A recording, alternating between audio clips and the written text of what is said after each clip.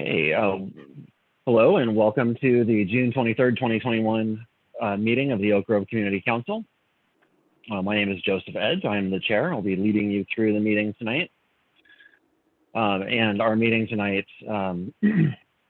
does include local business and an update from HereTogether and some LuArt updates, followed by committee updates, and then we'll have our social hour at the end of the meeting once we conclude. So first off, I'd like to give our board of directors an opportunity to introduce themselves. Like I said, my name is Joseph Edge, and I am a resident of the River Forest neighborhood. And I have been the chair for almost 2.5 years now. And Valerie, could you please introduce yourself and where you're from? I'm Valerie Chapman. I'm the vice chair, and I live on Evergreen Street, just a block from the trolley trail. Jane, could you introduce yourself? Yes, my name is Jane Civiletti, and I live on Fair Oaks Avenue and have been the treasurer for 2.5 years almost. Mark, could you introduce yourself, please? Hi, I'm Mark Elliott. I'm one of the newer board members here, and I live off of Concord Road near the trolley trail. Jan? Hi, I'm Jan Lindstrom. I'm a board member at large, and I live on Laurelwood Drive near River Road. And Rich? Hi, I'm Rich Nippon. I live on McCartney Lane, which is 3 blocks due south of the Fred Meyers in Oak Grove. I'm a board member at large, pretty new at it. Thanks, team. And so we'll give our officer reports now. We just wanted to say that we had some wires crossed. We're still getting our attendance from last month uploaded to our website. That will happen following this meeting. And so we ask you to please go to our website and check the attendance for last month and make sure that you're on there if you were, in fact, did in fact attend last month. We just want to make sure that we count everyone's attendance for voting eligibility reasons and everything else. So sorry about that inconvenience, and please again check that out and send us an email if you have any corrections. Jane, could you provide the treasurer's update, please? Yes, I would like to report that we had one check go out in May, and that was for reimbursement of the website services for $264. And then we also received our annual reimbursement from Clackamas County. They reimburse CPOs and community councils up to $150 annually for expenses that they would occur that have to do with functioning of council. So that reimbursement was $150 in total. And our current balance at the On Point checking account is, yes, it's checking account, $1,598.39. Great, thanks, Jane. So up first, we do have a featured local business here today. And I'll stop sharing for a moment. This is Harmony Music, and we have seen them before when they were very new to the neighborhood, and we'd like to invite them back. Or we did invite them back, and we'd like to give them a chance to introduce themselves again. So is it Kayla that's with us? Yes, that's me. Awesome. Well, you have the floor. All right. Thank you. So I'm Kayla. I am here speaking on behalf of Judy Stanley and Harmony Road Music Center. Just a little bit about us. I don't know how much you guys have maybe heard about us. We operated in the Clackamas area for over 20 years prior to relocating here to the Oak Grove area. We teach the Harmony Road music curriculum, which was developed in the early 1990s by Oregonian Jan Kaiser. She is part of the Milwaukee Rotary Club, a member of several Chamber of Commerce's, and she developed our curriculum around early childhood education. So we start classes as young as 18 months old. And then we say we teach 18 months through 99 years. We have beginning piano courses for everybody. There's a class for everyone at our school. Judy Stanley, who is the business owner and director of classes, took over operation of Harmony Road Music Center in 2009, I believe. So she's been running the show here for a while. And just last fall, I believe, we found out that the building owner of our Clackamas location had to sell due to COVID. So amongst the COVID troubles that most small businesses were facing, we were forced to relocate, and we moved in here to Oak Grove February 1st of this year. So it's been a real pleasure getting to know this community. We have had so many wonderful Oak Grove and Milwaukee neighbors stop by and say hello, and we are really loving our new location, and we're very grateful for this opportunity to introduce ourselves to this community council.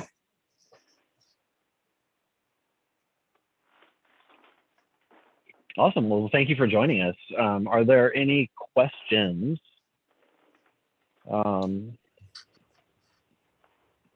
Jane, I see your hand. Yes, I'm curious about the name Harmony Road. I always thought it was named that because it was on Harmony Road, but now it seems it's much more of maybe an Oregon business. There are other Harmony Road music facilities at places. Is that true? Yes, that is actually a wonderful question. We answer similar questions quite often. So when Jan Kaiser, the founder, was developing this, she was in the area. Actually, the very first studio that she opened while teaching this curriculum was in what is now Happy Valley. Back then it was just Clackamas, and she was aware of the name Harmony Road and the physical location. That was not where she operated. She just really liked the sound of it and was kind of inspired by the idea of teaching music on a path, like a musical pathway. So she kind of just co-opted the name Harmony Road. And it started with Harmony Road Book 1, and there are now actually 6 different age categories. Harmony Road Book 1 is what our 4 to 5.5-year-olds start with when they are brand new to piano. So there are several Harmony Road schools, some privately owned music studios internationally, actually. Maybe name something else, but they teach our curriculum. So I believe there is a West Side Music School in Beaverton. They're also a Harmony Road school. They teach the Harmony Road curriculum. There are several in California. There's a Harmony Road Bakersfield. Our curriculum is taught internationally, as I mentioned. Most recently, there's been a very large boom in China, Taiwan, Malaysia, several Harmony Road schools over there. So Harmony Road has become a global name, but it was inspired by the physical location locally. But it is not actually where we were located. Jan Kaiser never operated off of Harmony Road in the Happy Valley area, but was inspired by it. So it's just a little piece of our local area that has now traveled across the world. That's really cool to hear. Eleanor, I see that your hand is raised. Yes, hi. Tell me, where exactly are you located in the lovely Oak Grove neighborhood so that everybody can flock to your store? Yes, so thank you very much for reminding me about that little detail. We are located at 16703 Southeast McLaughlin. So we are actually next to the 7-Eleven that is on the northwest corner of McLaughlin and Neff Road. We are right across from the Chevrolet dealer. So if you see the 7-Eleven, we're right there. I had to think about that for a minute. Which 7-Eleven car dealer? Okay. Yeah. I know now. Are there any other questions? Chevrolet dealer, yeah. You can use the raise hand feature in Zoom or simply wave at your camera and I'll call on you. Any other questions before we move on with the agenda tonight? Nope. Okay, well, we really appreciate you coming and introducing yourselves. Thanks for being here, and we look forward to having you back. All right, thank you very much. It was nice to virtually say hi to everybody, and thank you again for this opportunity. Awesome, thank you very much.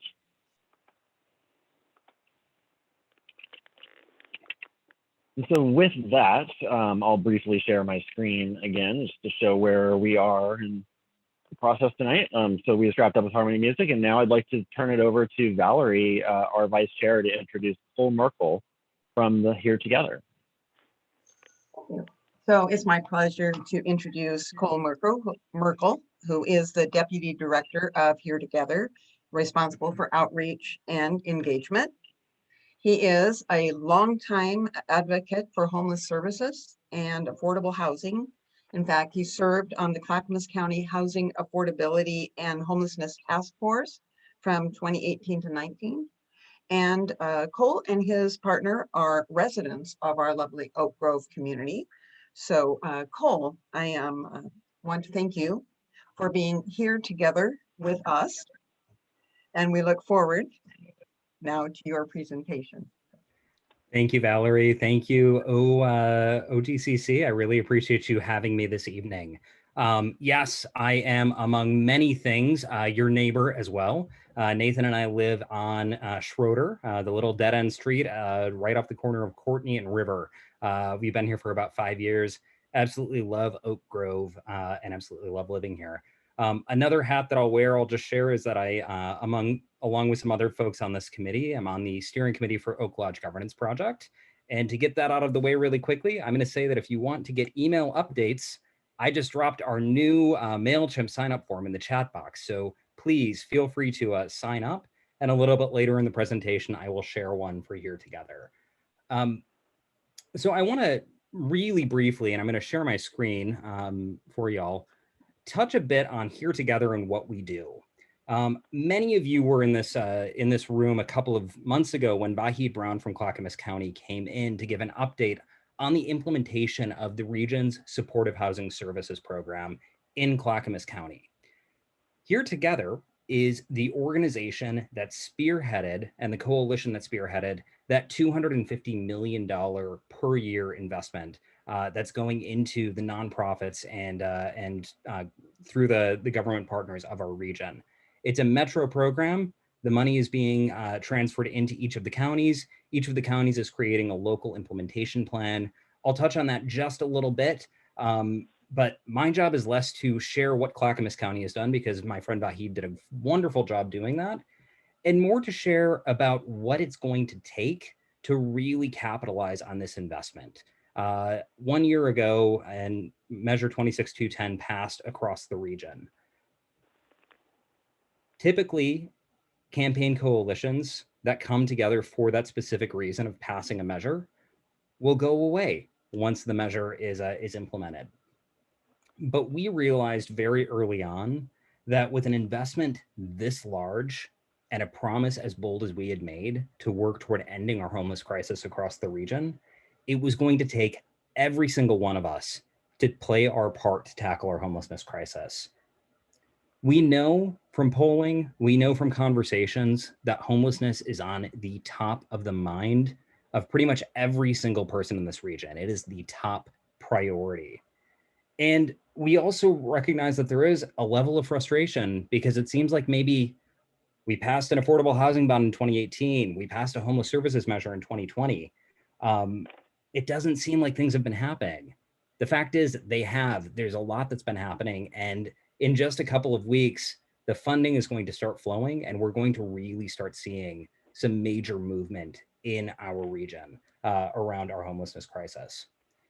So we can both acknowledge that frustration on a humanitarian level and a livability level, but at the end of the day, it really is on all of us to figure out how we can move forward so that those who are most vulnerable in our community have a safe place to call home. I'm going a bit long. The other thing that I do want to share is that this is an issue that's very close to heart for me. Before joining the HereTogether team, I actually spent nearly a decade in direct service with people experiencing homelessness. For about 8 years of that, I was the director of the vendor program at Street Roots newspaper in downtown Portland. Loved every single moment of that job, working to help individuals earn an income and every single thing that they needed to make their way out of homelessness into housing or to just get by on a daily basis. And continually would run into the blocks of, if we just had a little bit more money, if I just could contact a case manager that wasn't so, didn't have such a strong and heavy caseload, maybe we can move forward and help this person get into housing. I'm excited that we are at a point where if this gets implemented right across the region, we can get to that point where we are really supporting those most vulnerable in our community. So HereTogether has stayed together to be the outside watchdog, cheerleader, and convener for all of the organizations, the giant coalition that helped put this on the ballot, to make sure that we collectively reach our highest potential. So, a couple of big questions that I just want to throw out at the very beginning, because going into presentations like this, it's often on the minds of people.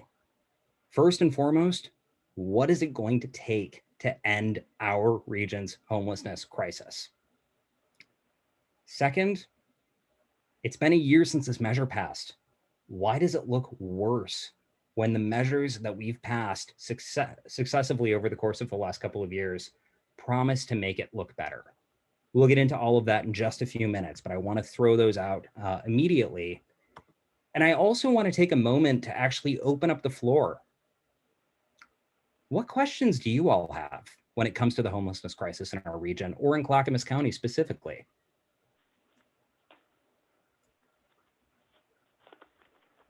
And feel free to just unmute yourselves, put words in the chat box, whatever works best for you.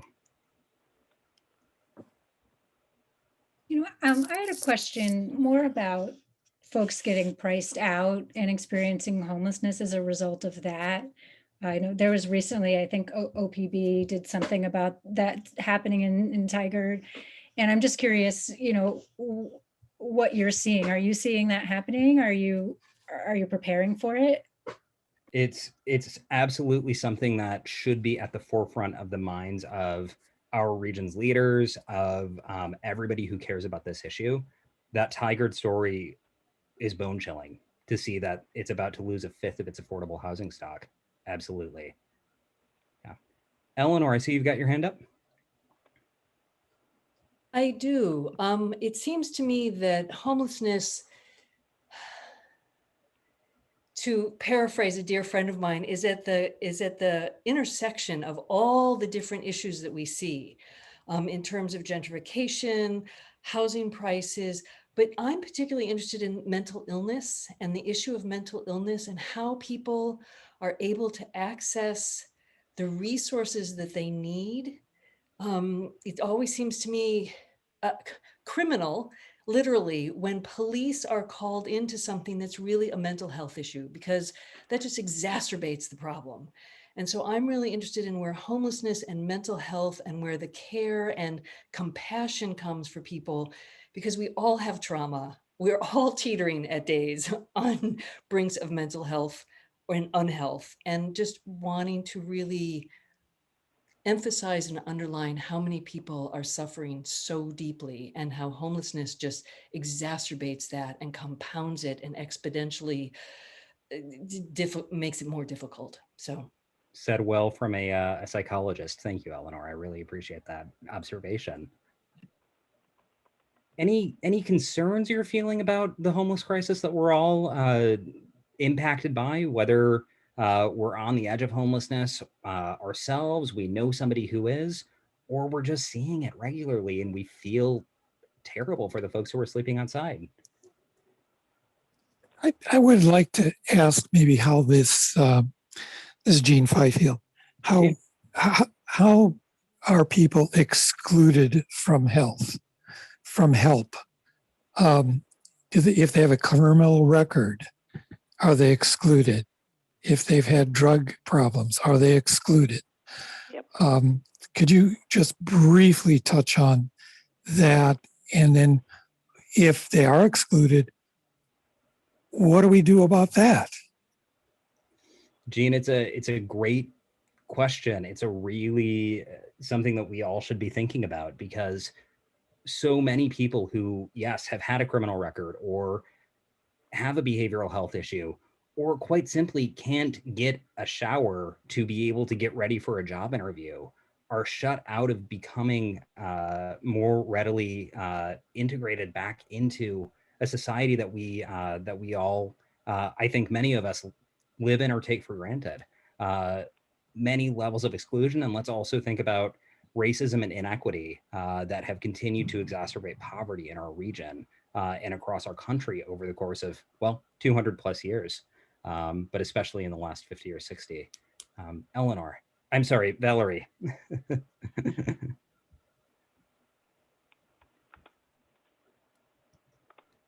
Right.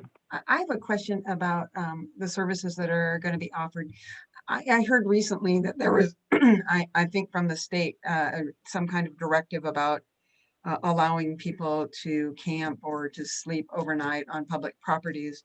And I know from my long experience of working in direct services with folks from the houseless community, that one of the things that offends people a lot is all the garbage that gets piled up. But what I know is that it doesn't mean the people themselves don't necessarily want it to be that way. They don't have garbage service. I mean, they don't have a garbage can. They don't have anywhere to put it. So is that something that can be attended to? Great question. We're going to get to that in just a little bit. So thank you for already reading the presentation ahead of time. Anita, I'm gonna see what you've got to say. Yes, I'm just wondering what kinds of models might exist either in other parts of this country or overseas that have worked that could be replicated here. Or are there societies somewhere, you know, where the homelessness has never even burgeoned the way it has here? Yeah, and I just want everybody should remember, when we're talking about homelessness, it's a housing issue first and foremost. And we live in one of the most expensive coasts in the world, and we have wages that have not kept up. Anita, it's a great question, and research top of the mind that should be completely something that we're pushing. Centered in the measure itself is a housing first focus. That means we need to get people into housing with the services wrapped around before anything else. Maslow's hierarchy of needs. If you're not housed, how are you going to remember to take medication, go to the doctor, eat healthy food? Really great questions. Eleanor, I see your hands up, and then I think I need to move on to my my next part of the presentation. Yes, hi. I just wanted to make the point that, or to ask a question, not to make the point, but I think there's a belief system that many of the homeless, if not all the homeless, are there because they're lazy, drug addicts, not want to participate in the community, you know, all that kind of stuff. And I'm interested in if there are any statistics that show the shift in the growth in homelessness of how many people are, you know, they're working. How many people who are homeless are working? And they're homeless because they can't afford rent, because things got jacked up or things got shifted. And so how many are to use like a great word, like shiftless, and how many people are functioning, coping, striving, and are just like really down on their luck, and to help dispel the myths and the understanding between those two things. Brilliant question. And I will transparently and fully share that part of the reason that I have been trying to glean these questions is that one of HereTogether's next big projects is that we're actually going to be producing a series of videos to help answer the public's questions. And in the next couple of weeks, I will be sending out through our mailing list, which I'll make sure you all have, a survey where we can try and figure out what is most pressing in the public's mind and really help answer those questions. But I think before we go into it, Joseph, Cole, could I jump in really quick with one question to add to your list? Sure. Given that, you said this is fundamentally an issue about housing and making sure that there is enough housing for the people that need it, what is the role, given that this, the amount of government financing that we have available will only produce a certain amount of housing that people need. What is the role of private investors in filling the rest of the gap to make sure that we're not continuing to grow the backlog of people that need services for houselessness? Great question, Joseph. And I'll try and touch on that toward the end of this. So if I don't, please bring it back to me, okay?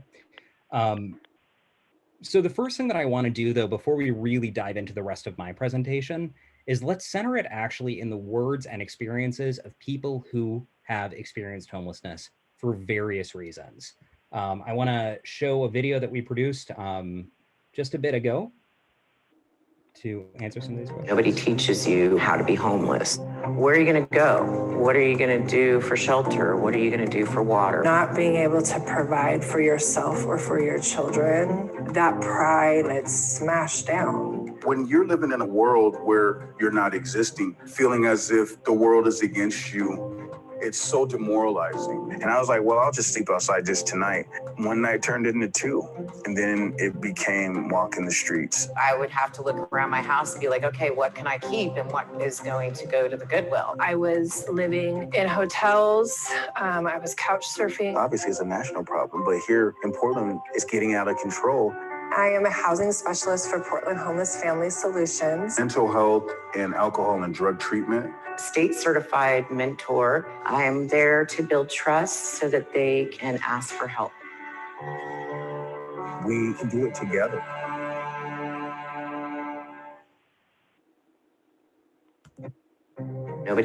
All right, next slide. So who's homeless and why? There is no single answer. And Eleanor, as you were talking about people who are working and experiencing homelessness, really brought me back very viscerally to a friend of mine who, when I was working at Street Roots, was a manager at a Starbucks at the airport, sleeping in a tent every single night, getting up at 4:30 in the morning to get on the Max to make it to her shift in the morning. On top of many of the personal tragedies, job losses, divorces, illnesses, untreated substance use disorders, back injuries, domestic violence, we can't let the federal government off the hook, right? Joseph, good question. HUD's budget has been cut nearly 85%. Housing and Urban Development's budget has been cut nearly 85% since the Reagan administration. The market has not worked out for affordable housing. That's plain and simple how it is. Let's also remember that major issues like our mental health safety net, HUD estimates that 45% of people on the streets in 2015 had a mental health disorder, right? We are looking at a systemic failure at every level of our government and society that has gotten us here. It is not normal for street homelessness to be at the scale that it is in any developed country, let alone the richest country that has ever been on this planet. Homelessness has been a policy choice for far too long. So I think it's also important that we remember who we're talking about when we say homeless, right? So several definitions, and they're important because they differentiate who actually within the measure itself, who receives services. So folks who are chronically homeless have been on the streets for at least 1 year and are experiencing a disabling condition. 75% of the funds for the supportive housing services, the HereTogether measure, are going toward supporting that population, which the estimates in the pre-pandemic days, somewhere around 5,000 people in the city or in the Portland metro region. Episodic homelessness, folks who are on the streets who've been homeless at least 3 times in the previous year, but are probably going in between, housing or have another place lined up. And invisible homeless, folks who are living with others, couch surfing, don't necessarily have a prospect for permanent housing. The secondary portion, the episodic and the invisible homeless, 25% of the measure is devoted toward that. There was a very intentional reason for this delineation that the coalition came up with. We knew that folks who are chronically homeless are the hardest to support and frankly, the most expensive. The people who've been living on the streets for years have a lot of behavioral health, personal health, and so many other issues to help transition into and stay in permanent housing. But we knew too that if we were not preventing some of the upstream solutions, we needed to make sure that we were setting aside funding for folks who are at risk of homelessness, families who are doubled, tripled, quadrupled up, who could be losing their housing immediately if their landlords found out. So that is why we've got that. Ultimately, we believe that the goal needs to be functional zero. That doesn't mean that we have no tents. That doesn't mean that you will never see a homeless person in Clackamas County or in the Portland metro region. What that does mean is that we will have ample services that when somebody becomes homeless, it is a rare, brief occurrence where we can do our best to immediately get them housed or get them housed very soon and provide them the services that they need in between, whether it's a shelter or another transitional housing unit. So what's it going to take? First and foremost, affordable housing and supportive services. Joseph, really great question earlier. Part of the reason that this measure, I believe, will be successful in a way that we haven't been before is that we have designed a voucher, or the implementing partners have designed a voucher that will work in the private market. Similar to HUD's housing choice voucher, which allows an individual to pay 30% of their rent to go into the private market and rent out a private apartment from a private landlord. There's going to be a local option that will be administered by Clackamas County, by Multnomah County, by Washington County. So we really need to make sure that it's all hands on deck. It's on landlords to be part of the solution for this. The supportive services, we need to make sure we've got case management. We need to make sure that we have healthcare support. We need to make sure that we are meeting people with everything they need, because like I said earlier, no two reasons for becoming homeless are alike. There are not necessarily two ways to get people out of homelessness, and we need to have very flexible solutions to make sure that we are supporting them there. It's going to take street outreach, case management to build trust and relationships. We need to, I think Jennifer put it really well in the video, as a peer mentor, she's building trust with people. It takes time. It takes time after time after time.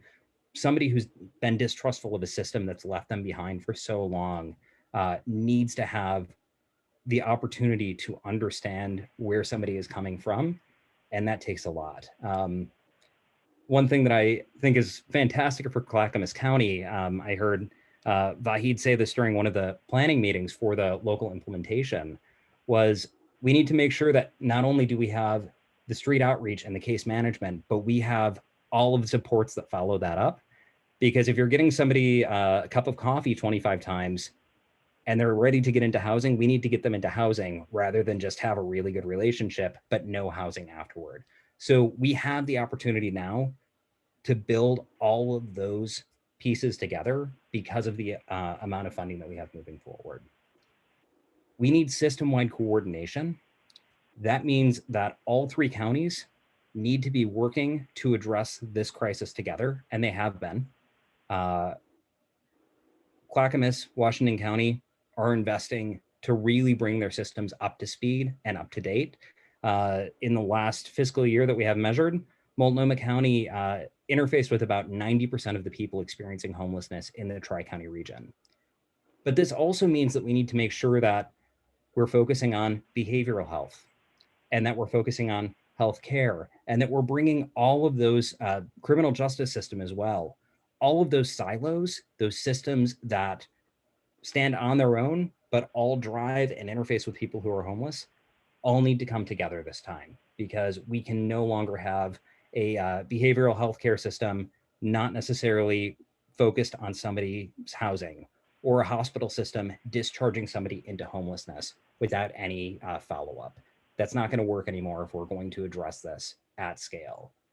And finally, we need real-time data. We need to make sure that we, at least on a monthly basis, know who's experiencing homelessness, why they're experiencing homelessness, and what they need to get out of homelessness and become housed.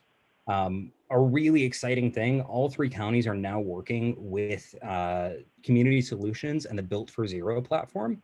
That really is supposed to help better understand the data that they are already required to collect from the federal government, and really helping us understand all of those things that I just mentioned by creating by name lists of who's homeless at any given point, bringing together case management so that the folks who have been hardest to reach and hardest to house have real connection and folks really helping them, and better street outreach and coordinated street outreach. But why does homelessness seem like it's getting worse? First and foremost, we just went through a once in a century pandemic, and I certainly hope we don't have to go through another one in my lifetime. In the time being, the CDC recommended that we not move camps, and that's allowed many camps to continue to be part of our communities. We also haven't had the community connections that we had before the pandemic. Libraries closed. A library is a place where you can use the restroom, meet up with your friends, and oftentimes connect with a case manager. Many of our social service agencies closed. So people were forced to be outside all the time. Increased economic insecurity has continued to exacerbate people who have been on the edge of homelessness for a very long time. And the fact that folks can't necessarily congregate with several families in one apartment has meant that homelessness has looked a lot different for families and individuals who often culturally would couch surf. And there's been decreased cleanup.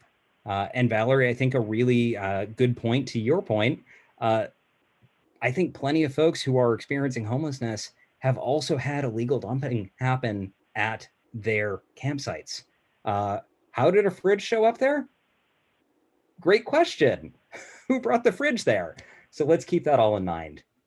And then the other thing that I want to make sure that we are aware of is that funds for this measure aren't starting until July 1st of 2021. So it's been a year of planning. All 3 counties have done a really fantastic job.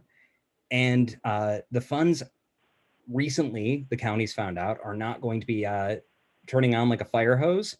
It's more like a pot of water going from a simmer to a boil. And I really do want to take a moment to thank Commissioner Savas here, because he brokered a very good compromise to make sure that the funding in Clackamas County and the programming would start on July 1. And so, Commissioner, thank you really for doing that, because we absolutely are looking forward to seeing it. And we know that we need to get this program off the ground as quickly as possible. So lots of things going on, but here's why HereTogether is hopeful. Here's why I'm hopeful. We have a game-changing investment with anticipated revenue greater than we have ever seen in this region. And frankly, it is the largest per capita investment in homeless services in a metro area in the United States. It's all money coming from our region as well, which means that there are a lot fewer restrictions that we have to put on it. So Clackamas County is going from about $8 million that they spent in the last fiscal year to an additional $32 million just in year 1. And as part of the non-displacement of funds clause in the measure, all of the numbers on the left are baseline.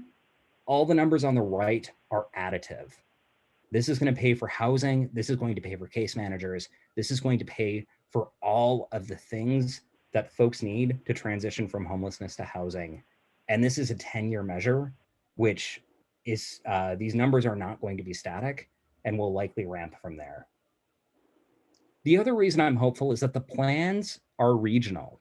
For the first time, all three governments, county governments and Metro, are working together on one of the most complex issues that's facing our entire country, frankly, but our region especially.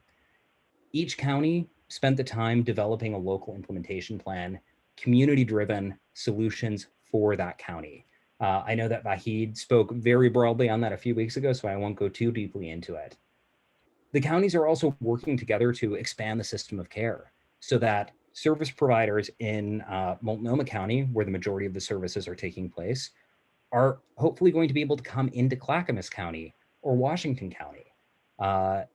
We're going to be able to also have this regional rent assistance voucher that I mentioned, so that if folks move from Happy Valley to Hillsborough, they will be able to take that same voucher with them. So we're really looking forward to all of the collaboration that's moving forward. And of course, as I mentioned, the programs are all starting to roll out in just about a week and ramping up as money comes online. There are going to be challenges. Let's not sugarcoat it. There are going to be plenty of challenges. This is one of the most complex issues that we're facing. Real-time data. We need to make sure, like I said, that we are focused on measuring data in real time so that we understand who's experiencing homelessness, why, and how we can support them. The metrics that go with that are going to be something that all of our counties and service providers are going to need to agree to and make sure that we're measuring so that we can tell everybody our success and support our most vulnerable. Challenges with housing placements. I already mentioned needing to bring the private market in. A robust workforce. We can only get so many Masters of Social Work students accredited on an annual basis. And then, of course, the ramp up time. It's going to take a while to get these funds off the ground and these programs really, really ramping up, potentially a couple of years. But I also know that I'm hopeful because we've got an amazing coalition of providers. We've got amazing government partners who are all in this together, and we're all working toward this collected vision of what we can do when we all work together to address our homelessness crisis. So, several ways that you can be part of the solution. I know that joining a newsletter very often is not a way to be part of a solution, but we do have an action-oriented newsletter that if you sign up for it, can really make sure that you know what's going on. And I'll drop a link in the chat box in just a moment where you can sign up for there. We need to make sure that we are welcoming new services and new individuals into our neighborhoods. So making sure that we have possible service locations picked out in Clackamas County, making sure that private landlords understand that there's a new source coming online in our community. And finally, building relationships with our elected officials because they are the champions on this, and we need to make sure that we are continuing to carry this forward. And again, Commissioner Savas, I commend you for the work that you did to make sure that we get this off the ground. So with that, I will pause it for questions. And Commissioner, I see that you've had your hand up for a minute. Yeah, Cole, thank you for your presentation, your dedication, your passion on this. It's certainly a tremendous need out there, and definitely a humanitarian issue. I might suggest, and maybe we can just so everyone really knows, and maybe I suggest perhaps editing that one slide there with the 32 million on that. And I'm pretty sure you're aware of this, that it looks like the, there's been multiple projections as to what that first year will look like. And I think that all of in speaking and working with a number of the finance people and other counties, is that we're expecting the first year to be a fraction of that. And maybe you can speak to that a little bit. I'd appreciate it. So it's really coming from you. We're just so everyone knows, initially we were expecting about $24 million on July 1. And the recent report we got, I think it was last Friday, I think from Metro, is that the actual July disbursement if we can get the contract signed, will actually be $150,000. So that's a long ways from 24 million.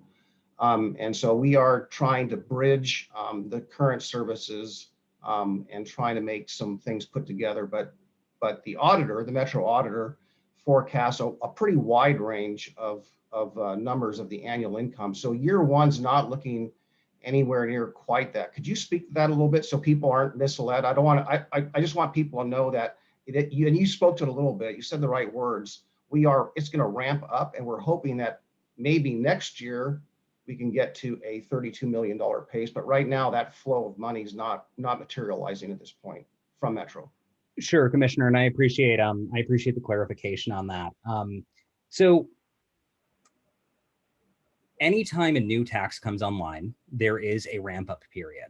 The tax for the supportive housing services measure, both the business income and the high income earners tax, were turned on or began to be collected on January 1 of 2021.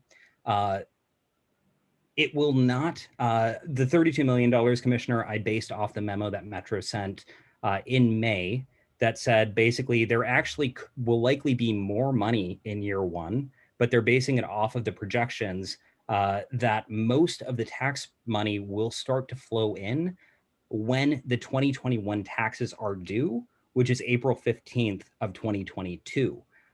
So my understanding from that memo and what we've continued to believe is that the measure will ramp up with most of the money flowing in toward the end of this fiscal year, so still within year one. I will note that obviously for many reasons, I understand where Clackamas County has not been able to have the extra cash flow to be able to do this. Washington and Multnomah counties have figured out different revenue streams to make sure that they are bringing that measure up to date in accordance with their local implementation plans starting on July 1. Yeah, and just so you know, we've been in communication with those counties where our staff are working closely with them. So we have actually very similar ramp ups. So the ramp up rates are quite similar, and it's really going to be based on the revenue streams, and we're hoping to see that increase. And there are some different opinions coming out of Metro itself as to the dollars. I certainly don't want to pour cold water on this, but I certainly don't want to raise expectations beyond what actually is turning out. Like I said, we're hopeful and we're all watching. And so I appreciate the clarification.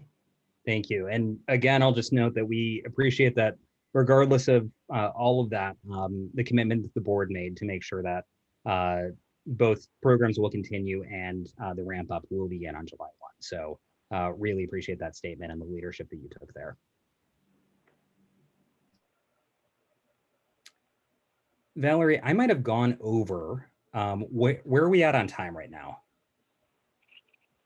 We can have a few minutes of Q&A. If there are questions, please use the raise hand feature in Zoom or wave at your camera and we'll probably notice you. Any questions for Cole? Danielle? Yeah, I have a question. You mentioned that the 3 counties were working together and that's pretty integral to the success of this. Do you think that not working together at a larger level, maybe state to state level or even national level, creates any issues? And I'm just going to go because you hear, I have no idea if these things are true, but some of the things you hear like, oh, well, people, they'll just give people a bus ticket to Seattle because they know Seattle will deal with it.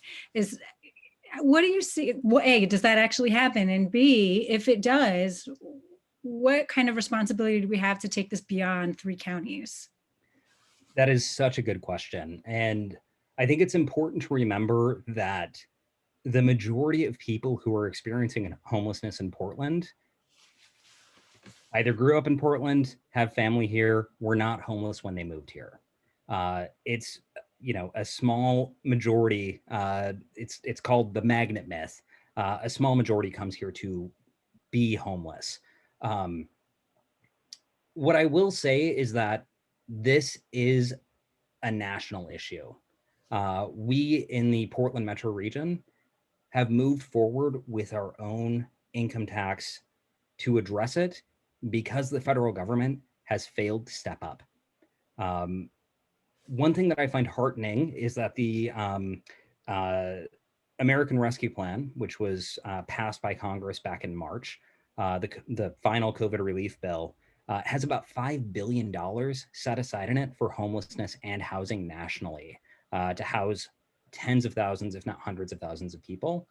And there are, depending on what the final infrastructure plan looks like, in the initial framework for the Biden infrastructure plan, there was somewhere around $250 billion set aside for housing development and homeless services for housing and urban development. We are not going to make our way out of this if the federal government does not step up in a way that it has not done since the 1960s.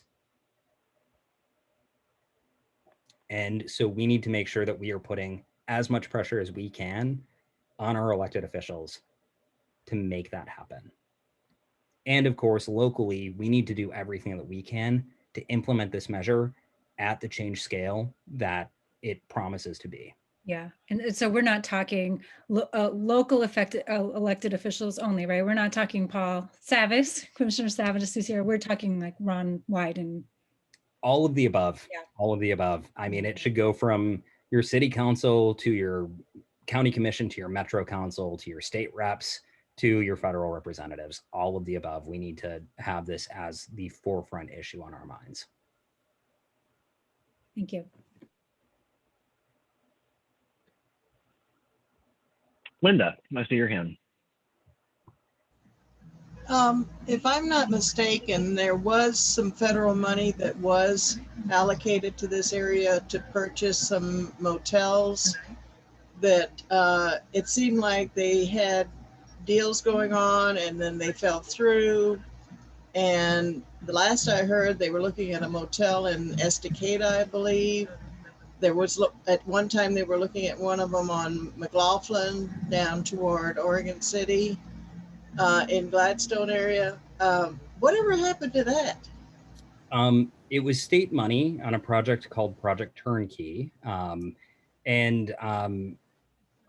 was really excited about seeing it happen. Commissioner, I know you were on the commission when those discussions were happening. So do you want to share? Yeah, sure. So the monies were not scaled to the size and the population of the county. So for example, a small county would get, with maybe 50,000 people or 100,000 total population, would get apparently just as much money as a large county like Clackamas County with 420. So we were trying to find a sizable facility that was in a relatively safe area next to services like shopping, food, and all those really, and the particular facility, largest one we could find was a capacity of 51, I believe, or 55. I can't remember the exact number.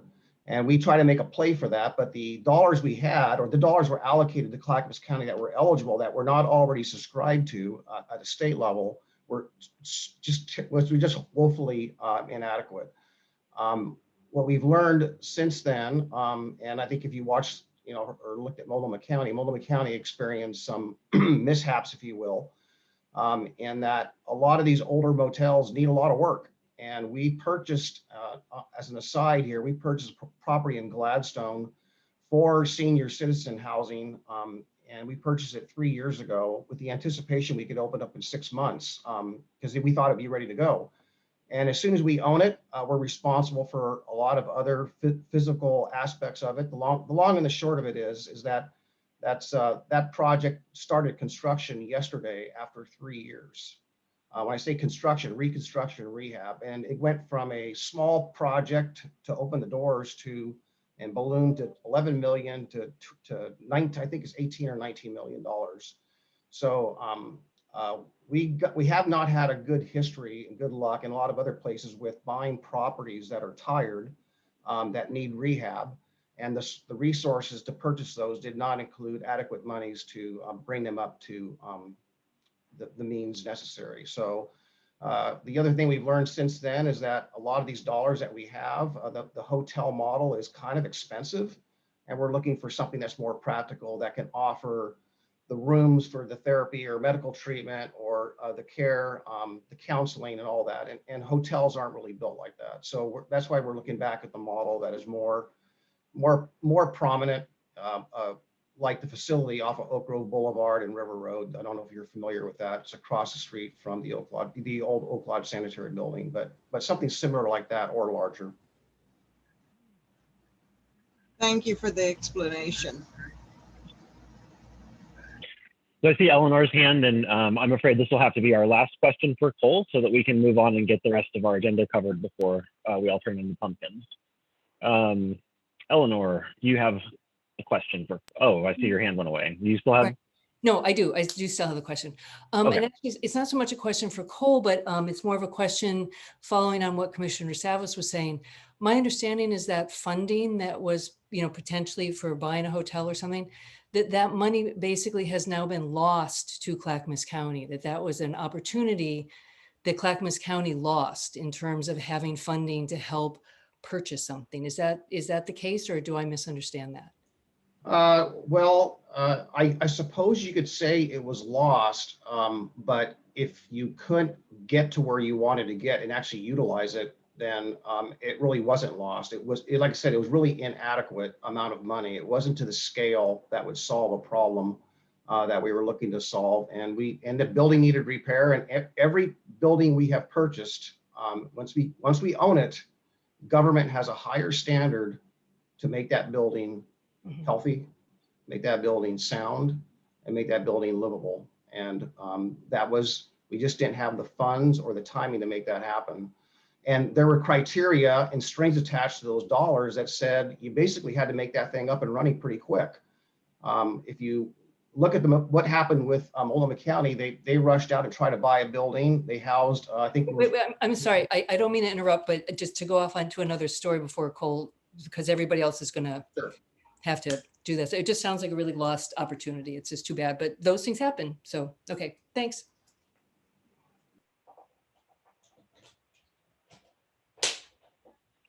Okay. Okay. Well, I think that's going to do it for Cole. Thank you very much for joining us tonight. And I see you've already put the links in the chat to share with people, and we'll make sure that we get those sent out as well in the coming days. So thanks a lot, Cole. It was great to have you, and we hope to see you here again in the future. Oh, I'm staying for the rest of the meeting, but thank you. Thank you all. Okay, and then let's see, I'm going to jump back into my presentation, and up next, we actually do have some LUART this month. And so we're going to cover some land use applications, and we actually have one of the applicants here in attendance tonight. Ben Hensel is here. He owns the property just to the south of McQueen's Bar and Grill, next to at the intersection of River Road and Oak Grove Boulevard. And he has an application to, which will ultimately result in a public hearing before the Board of County Commissioners after first going through the Planning Commission here really soon, to rezone a piece of a vacant piece of land between some row houses and the McQueen's Bar and Grill, pretty close to the bus stop on River Road right there at Oak Grove Boulevard. So I'd like to ask Ben to introduce himself and make any comments, and then we'll kind of go through the rest of the slides I have for his application. Ben, was there anything that you wanted to say? Yeah, hello, I'm Ben Hensel, and I have a zoning change application in to rezone this to high density residential. And the idea is that I'll build up to 12 apartments on this vacant piece of property. I think that fits with the community. That property is basically surrounded by businesses. It's close to the historic Oak Grove community. In fact, I think it's part of the community. I'm part of the community. I live down in by Riverside Elementary School, and the townhouses just immediately south of that, I own those. the development of this property and what it's going to look like is kind of phase 2. So once I get the zoning approved, then we'll go into the design aspects. But in terms of what it does to River Road and the street frontage, we'll have to do some improvements there, probably widen the street, enhanced bike lanes, some of those kind of things. So, but that's kind of a long ways off. That's kind of it in a nutshell. I don't want to take up too much time, but I'll answer anybody's questions if they have them. All right, thanks, Ben. I think what I'll do is I'll ask to hold questions until I show a few more slides and kind of talk about what the process is and, oops, went the wrong way there, and what our options are for submitting comments on this. So here's a visual of the site area. As Ben described, the proposal is to rezone from medium density residential, which would allow 6 units, to high density residential, which would allow 12 units on this slightly less than half-acre lot. So it's really not a lot of change there. There's really only a few criteria that apply here, and even though there are 4, it specifically says that really only the first 3 apply. So in looking at this, these would be our, kind of our key issues. Is there proximity to a major shopping center, to an employment concentration, or a major transit center?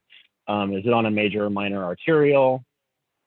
And is it in an area free from known geological hazards? And so when we scrutinize this against the criteria, we find that it's less than a quarter mile from downtown Oak Grove, which where there is a growing commercial district that we're really trying to breathe some life into. It's about a half mile from Rose Villa, which is a kind of an employment concentration, and then it's less than a mile from McLaughlin Boulevard and say Willamette View Manor, which are other employment concentrations and shopping districts. So it does seem to meet that criteria. River Road is classified as a minor arterial in the transportation system plan, so it meets that criteria. And then when you look at the Department of Geology and Mineral Industries, both 99, which is what we look at for earth movement hazards and things like that, this is actually in a kind of a rare area of no hazard in this area. If you look at the map, there's really a lot going on around here, and this is in an area that's pretty clear from that. So, even though there's a pretty long list of criteria, these are really the key criteria that are going to come into play in making this decision, and it seems to satisfy all of them. So, I just had a couple images just to kind of show some concepts, although the final product might look different from this, obviously, because of things go through processes. And change along the way, but ultimately it's a very, it's a 2-story, looks very modest development that would fit in between the McQueens over here to the north and the row houses over here to the south. So with that, I will stop sharing for a moment so that we can see if there's any questions for Ben. Feel free to use the raise hand feature or wave at your camera. Any questions about this process or anything at all? Valerie. Oh, I just want to say welcome to the Oak Grove Community Council meeting. It's nice to have you here, and that I think housing is a good idea. So it's really nice that housing can go in a place that sounds like it's an ideal situation to put housing. So I just thought I'd make that comment. Thank you. Appreciate it. Thanks, Valerie. Anything else for Ben before we move on? Okay. Well, thanks a lot, Ben, for coming. We don't often get applicants that come and talk to us about their applications, and so this is kind of a neat thing to be able to do. We hope to see you again when you have a proposal for. Hopefully after your successful zone change, then you can come back with a proposal and talk to us about what you're planning on doing there. So thanks for joining us, and we look forward to having you again. Eleanor, quick question. Just a quick thought, Ben, I don't know, are you familiar with the Historic Downtown Oak Grove group? that's in that area. I think that you have been there and stuff. And so I want to reiterate sort of what Valerie is saying is thank you for participating in the community and investing in the area. So great to bring more housing here. Thank you. Yeah, thank you. I want to emphasize that I live here too. And, I want to be part of the community. I want to build things that enhance our community. I'm not a developer from outside coming in. Right. It's great.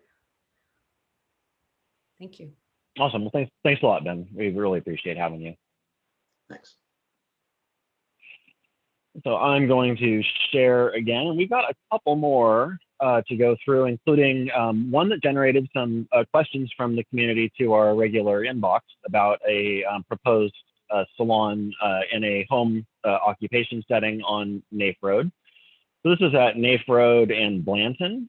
So this is really, this is close to the park that's right here, and the trolley trail's right over here. River Road is just barely down here in the lower left-hand corner.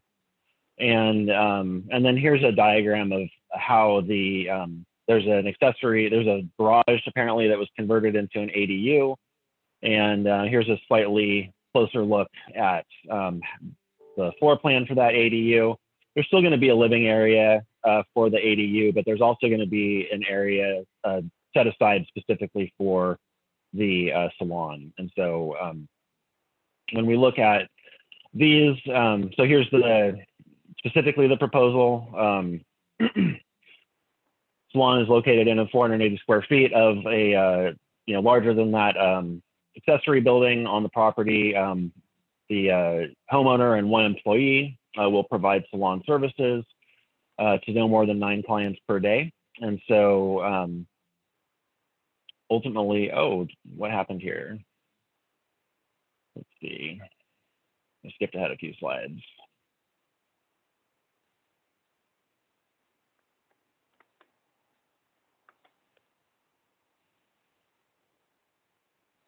It's not letting me go back. There we go. Sorry about that technical difficulty there. Okay, so we have a collection of, just a couple pages of criteria for these, but what it really comes down to is these home occupations are supposed to, from all outside observation, is supposed to function like a normal house. And so there's a bunch of criteria that goes into how do you really keep limits on something like this so that it doesn't seem to, look like anything other than a normal house that people live in. And so ultimately all the parking has to be on site, which in this case, that's what they're proposing. Floor area for the business has to be less than 500 square feet to keep it, very modest sized, and that's exactly what they're proposing. And it's an indoor operation, so the salon shouldn't produce any impacts on neighboring properties. And so given that that's how the code is structured, the proposal, proposes to be completely compliant with all of the criteria, then there doesn't seem to be any concerns with this one. And just really briefly, I will ask if there are any questions about this one, since again, it did generate some interest from the community. Just want to give anyone a chance to ask any questions about this before we move on. Okay, so we're going to cruise on. We've still got one more of these to do, and then several community updates. So there's another salon that's being proposed. This one has actually been approved a couple times, and this is not technically a renewal, but it kind of functions like a renewal because they need to get these permits. They need new every few years. So we have another one. This is at the intersection of Laurie Avenue and U Street. And so Oak Grove Boulevard is right over just to the north of here, and then River Road just over to the east a little bit. And again, we'll take a closer look at what's proposed here. As part of the main structure, there's this little tiny area where they're going to do the salon. And 2 clients per day, even significantly less than what the last one we looked at was, with the only employee will be the resident. And again, the same couple pages of criteria. We'll look at this, and they definitely have sufficient on-site parking for 2 customers per day. It's under 500 square feet for the business. And again, it's an indoor salon, so no impacts to neighbors. And then with that, any questions on that one? It doesn't seem like we have any concerns to really relay on this one. Eleanor. It's not really a question. I live about 2 doors down from that place, and you would never know that anything happens. Always really quiet. There's no noise or odors or problems or anything like that. It's like totally great. Have a home business. Go for it. Yay, yay. So yeah, they've been there for years. It's like all the same. So. Well, it's good feedback to hear from a neighbor. There's really a lot of times, or it feels like a lot of times where we have these home occupations that don't do such a good job of complying. And so it's nice to hear that, you know, it does work like it's supposed to in some of these cases. So totally. You'd never know. Thanks for mentioning that. You'd never know. Any other questions or comments about this one before we move on?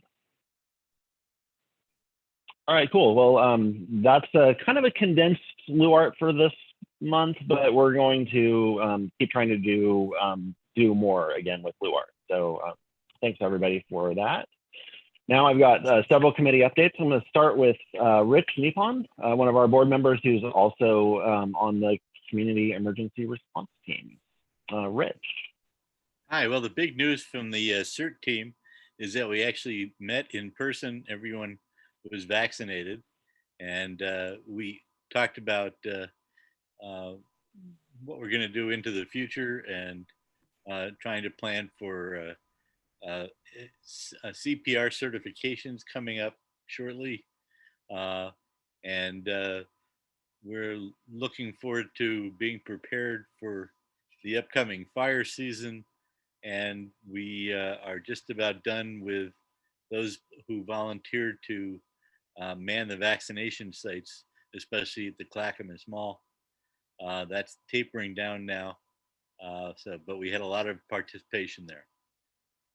So we're well represented. That's it. Awesome, thanks, Rich.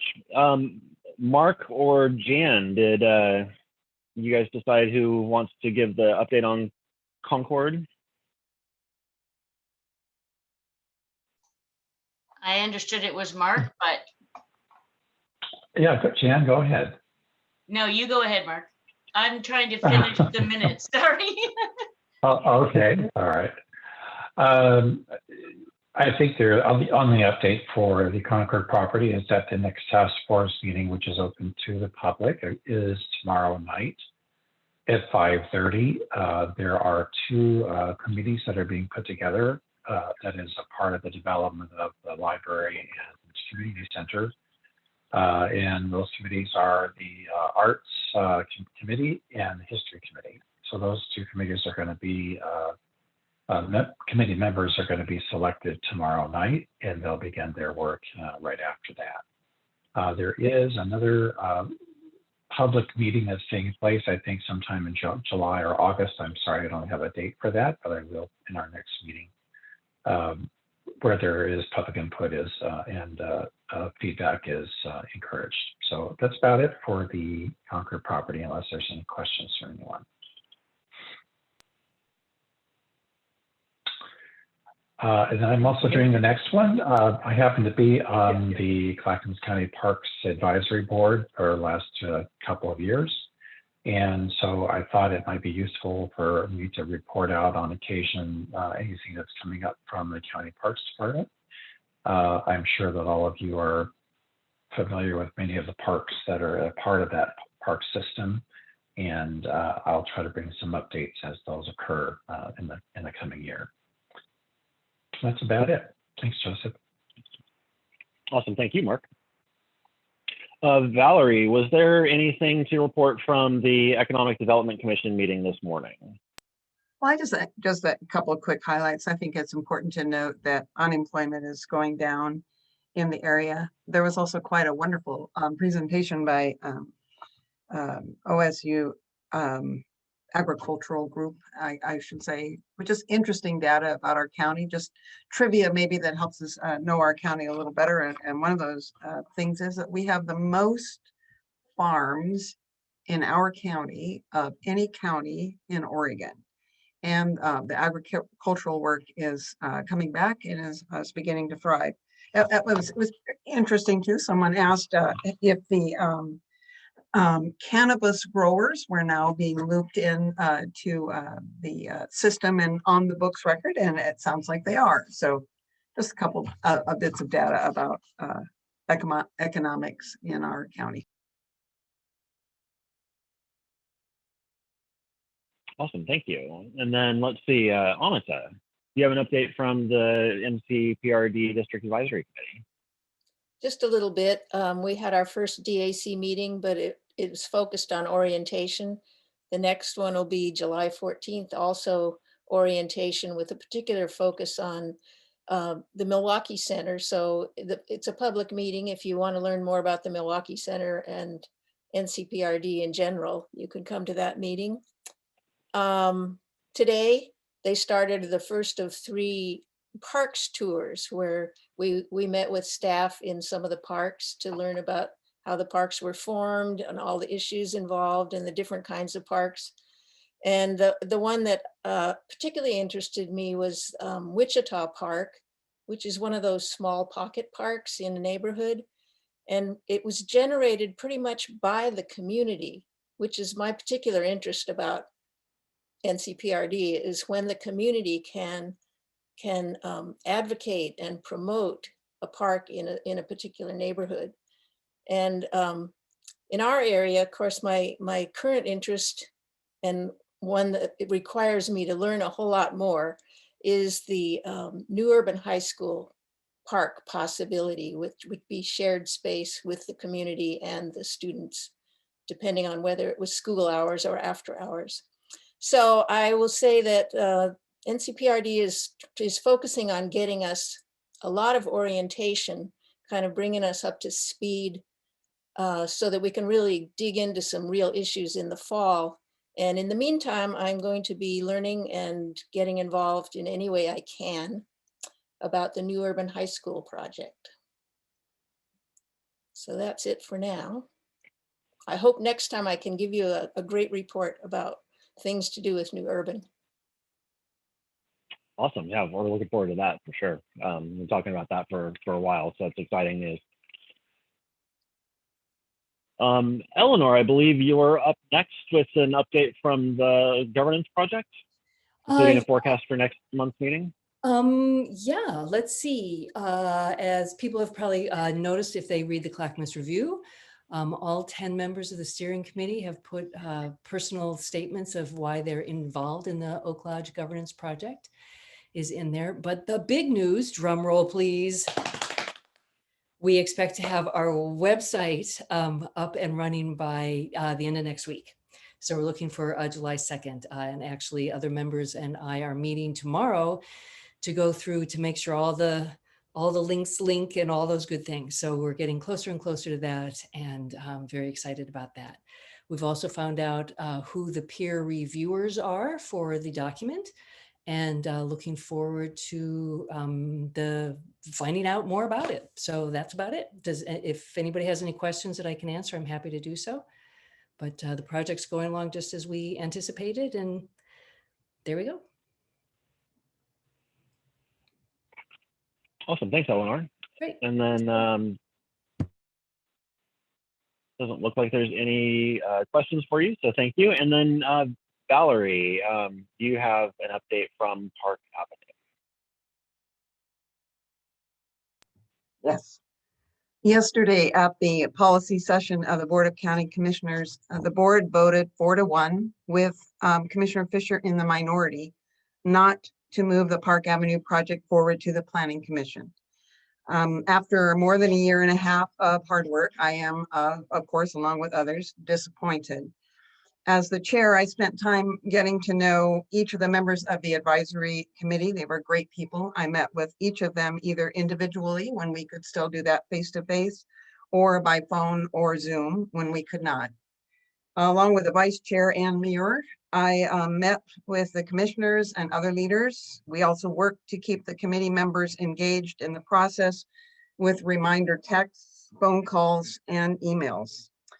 In the end, there were a group of people who were dissatisfied with the project, and the commissioners chose not to move the project forward.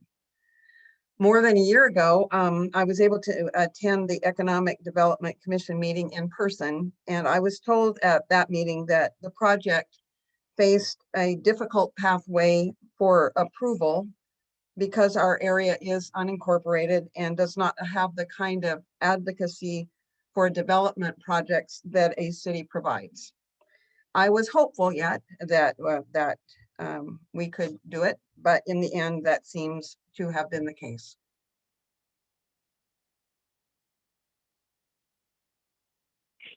I'm obviously hugely disappointed to learn of that as well, because I have invested a lot of my time and energy over the last 6.5 years working on getting this project forward. And so, you know, I have a lot personally invested in this as well. It feels like, even as someone who's not in the immediate community like Valerie is. So I do share her disappointment. Let's see, Commissioner Stavis and then Eleanor, both have your hand. I want to make it, yeah, thank you for letting me speak on this. I want to make it perfectly clear. The vote was actually to not move it forward today. I think those were the words the chair used, and I'm not going to get the words exactly right, but to come back with the consensus from the community because of all the mixed messages we have received. So I believe that the 4 people who voted in favor of that, or at least a majority of the commissioners, at least 4 people on the commission, whether they voted for it or against it, anticipate that if the committee can come together and clear up some of those issues, that the commission will move it forward. So I don't see it as dead. We got a signal from MABA that they're willing to come back to the table. And last evening, the Jennings Lodge CPO also shared that they're excited and willing to come back to the table to discuss this at MAPIT. So if the community is interested in moving this forward, I would encourage everyone to engage back at MAPIT and work out some of these issues. I'm optimistic. I would also encourage, just so it's clear, anyone to listen to the meeting and get their context so they can understand all the words that were said by each of the commissioners. But to characterize it like that, I think is not quite accurate. And I respectfully disagree that it's dead, unless you choose to have it dead. I would say it's an opportunity. You know, the fact that the other 2 agencies or groups have stepped up forward, it's Oak Lodge's turn to, or Oak Grove's turn to seize that opportunity and make this project go forward. I stated my wishes, and my wishes are give us a better, clear signal so we can move this project forward. Thank you. Eleanor, you're up next, and then Danielle. Yes, actually, 2 points. The reason I raised my hand was I realized I forgot to mention something when I was talking about the Oak Lodge Governance Project. For many of you who are on our email list, we're upgrading to MailChimp. And so you should have gotten an email saying, hey, you know, you need to sign on to MailChimp. So please do that, because even though you're on our email list, we're going to be using MailChimp, and you as an individual have to sign up on MailChimp to give your permission to do so. So that's another topic. And then to comment on very, very briefly on Commissioner Savis's point, because there's a whole lot of information packed in there about putting MAPIT in there and all these other items. But I heard you use the word consensus. And I think the word consensus is not a reasonable goal when you're talking about, what, 25,000 people. So I think consensus might be overreaching. I think there's obviously a lot more work to do, and there's a lot more people to be brought into it. Part of the process was limited to only the people who worked and lived and had property within that quarter mile. So there's lots and lots of nuances involved in this. There's lots and lots of ways to interpret.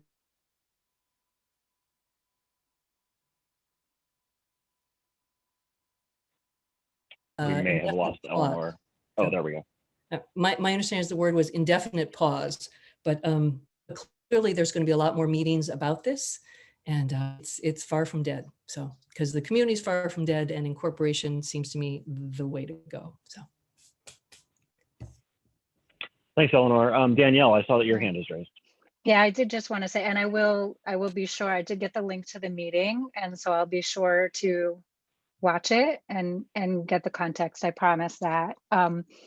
You know, if it's a pause, that's concerning. So a pause and let's get consensus. I mean, consensus building activities are, you know, are nebulous, right? And like Eleanor was saying, if the consensus is 25,000, and I know that's hyperbole a little bit, right?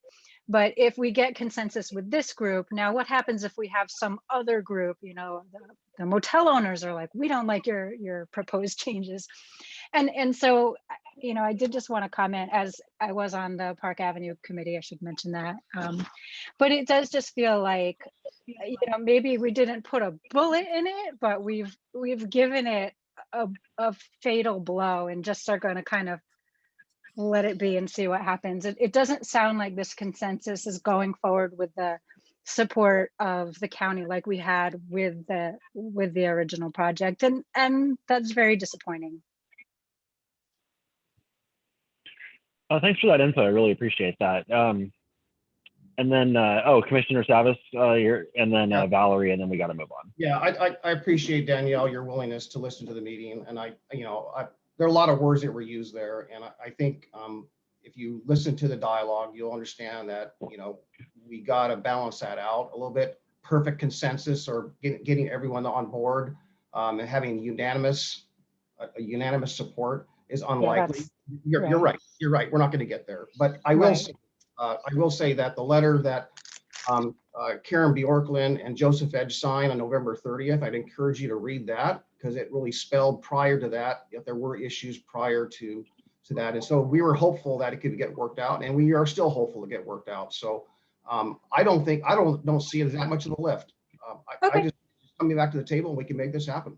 So yeah, keep it positive. Yeah, and I don't disagree with that. I mean, if okay, we strike some of the language and then we can move forward. If it's really just that, I think, well, you know, that's a conversation we should definitely have. I'm just a little concerned about, it doesn't seem like there's much support from the commissioners or the county to go forward. It's like, you know, deal with it amongst yourselves and come back, and that concerns me, because there's no real scaffolding around that, no framework.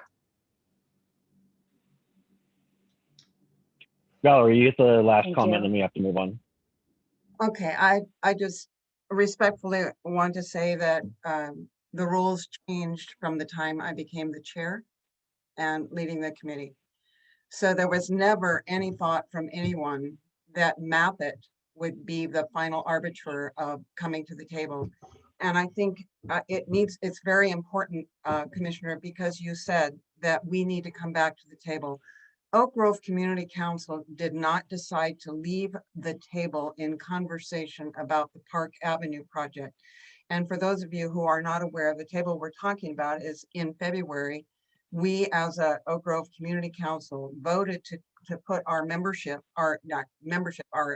active work with the Mount McLaughlin area plan implementation team on hiatus until August. We did that knowing that Jennings Lodge people were also talking about the same issue, and that is that we were struggling to fill our boards and the volunteer positions, and the energy was just not there. That's what we said. That's what we voted on. We never said we were leaving the table. And so I find that a very difficult conversation. The other thing is, I know that MAPIT, when they met, when they were meeting, we're receiving updates about the Park Avenue project all the way along through the process. I know that because I gave those reports. There was never any discussion at any single MAPIT meeting where they said that we needed to change course, do anything different, or anything of that nature. Everybody was behind the principles and the design plan and all of that. It was only at the very end when, with the consultants give advice, giving us suggestions about how we could implement the work, that design changes were made. Then suddenly, even the members of MAPIT who were supposedly supporting this project suddenly turned on it. I found that out at the January meeting, but I think those are separate things, Commissioner. Oak Grove never left a table. and no one ever thought, and I certainly didn't as chair, is that the 9 people on the MAPIT group, in the MAPIT group, are going to be the final arbitrators of this project, which wholly takes place inside of Oak Grove community. So I think that people should go online and listen to the policy statement, but our conversations with staff from the county is that it's ended. I did not write the November 30 letter. I did not sign the November 30 letter. Please read the November 30 letter.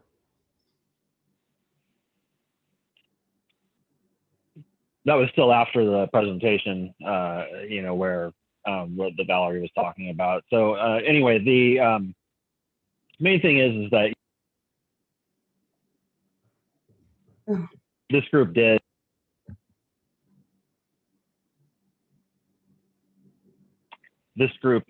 vote to put to pause our involvement in MAPIT, and so we're honoring what that group has said. We'll revisit that issue in August.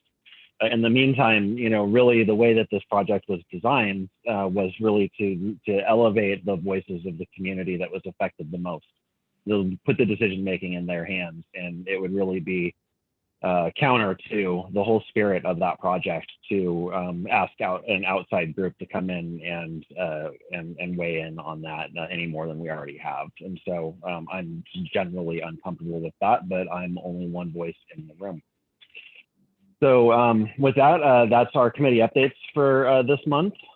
Thanks to everyone for that. There are some recruiting for advisory boards and commissions. A couple of those at the end of the month: Budget Committee and Community Health Council. Water Environment Services, that's tomorrow. So if you live in the West area and want to join that committee, you're running out of time. And I'll open up the floor to announcements. And I see Commissioner Savitz. Oh, I'm sorry, that's my hand's not up. I'm sorry. Oh, okay. Anyone else? Rich, I see your hand. Yeah, I just wanted to mention that I met with through the CPO summit. We met with the community leaders. We met with the people from the county to report on what happened in the last fire and ice storms and what we're planning for the future. The basic message was they got the message that communications could have been better, and they're working on improving communications. And that the message to us was basically that, as you've experienced today and in the coming week, we are in danger of a fire season again. People can take preparations. People can go out and buy, hopefully still some filters for their air handling systems to keep things going, create box fans with filters around them. There's lots of stuff online. Everybody should take care of making sure that the areas around their house are clear of things that could bring the fire to them through ashes landing on it. And there's lots of resources, but be aware that this season is at least as bad as last year, which was a record year. That's it.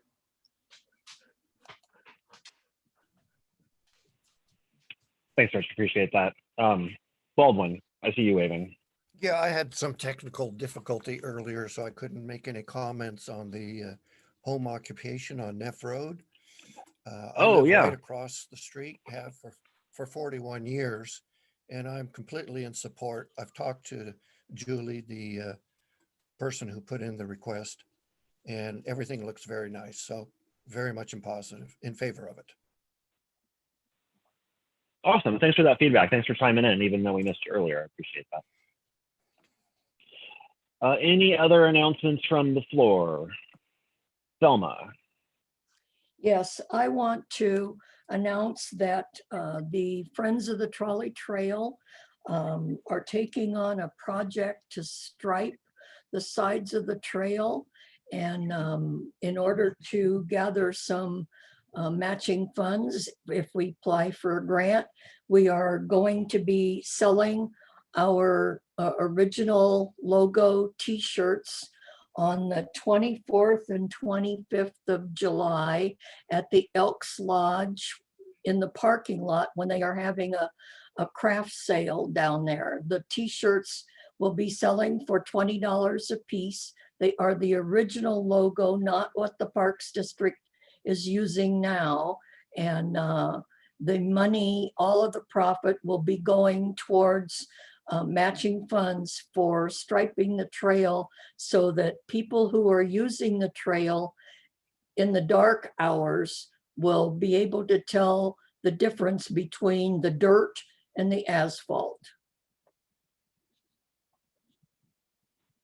That's awesome. Thanks, Thelma. Mhm. Anything else from the floor before we close up? Okay, well then just really quickly, we'll go through our schedule review. And our next meeting will be next month, July 28th, right here on Zoom. We still don't have any projections yet for in-person meetings, but you can trust that the board is discussing that every month. And speaking of that, we're not having a board meeting on July 5th because it's the holiday observed on Monday, July 5th. And so we'll be having our next board meeting on August 2nd. So that's our show, and we're going to stick around and have a social hour. I know it's kind of late. Thanks everyone for sticking it out with us, but we'll stick around for a few more minutes. And if you just want to hang out and chat, please feel encouraged to do so. So have a good night, everybody. Thank you. Valerie, go ahead and stop recording.